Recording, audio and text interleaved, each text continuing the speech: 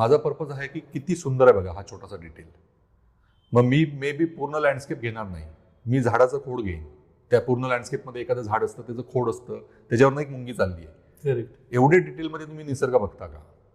पाणी मला अख्खी नदी दाखवायचीच नाही आहे, मला ते नदी आणि त्या नदीच्या स्वच्छ पाण्याच्या खालचे जे दगड जसे दिसत आहेत, त्याच्यावरचं शेवाळ दिसतंय, तर ते रंग, ते टेक्स्चर आणि तो एक क्लोजनेस त्या गोष्टींबरोबरचा, तर तो माझा जास्त फोकस असतो. त्याच्यामुळे कोकणाचा निसर्ग ह्याच्यापेक्षा ते माझा निसर्ग म्हणून मी जास्त प्रेझेंट करतो की मी माझं काय कनेक्शन आहे त्या गोष्टींबरोबर.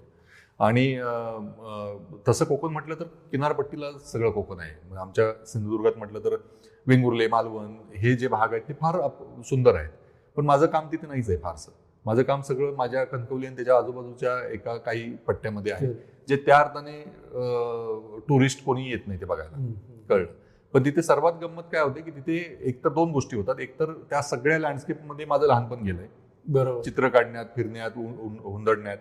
आणि दुसरी गोष्ट, तिथे जी प्रायव्हसी मला मिळते ती कुठल्याच इतर ठिकाणी मिळणार नाही. मे बी ती काश्मीरमध्ये पण मिळणार नाही, कारण तिथे भरपूर टुरिस्ट असतील, बघायला येणारे असतील. माझा भाग जो आहे तो त्या अर्थाने खूप प्रायव्हेट आहे. तर त्याच्यामुळे ते प्रायव्हसीचं जे फिलिंग आहे त्या निसर्गासोबतचं, की अख्ख्या त्या निसर्गामध्ये तुम्ही एकटं असणं,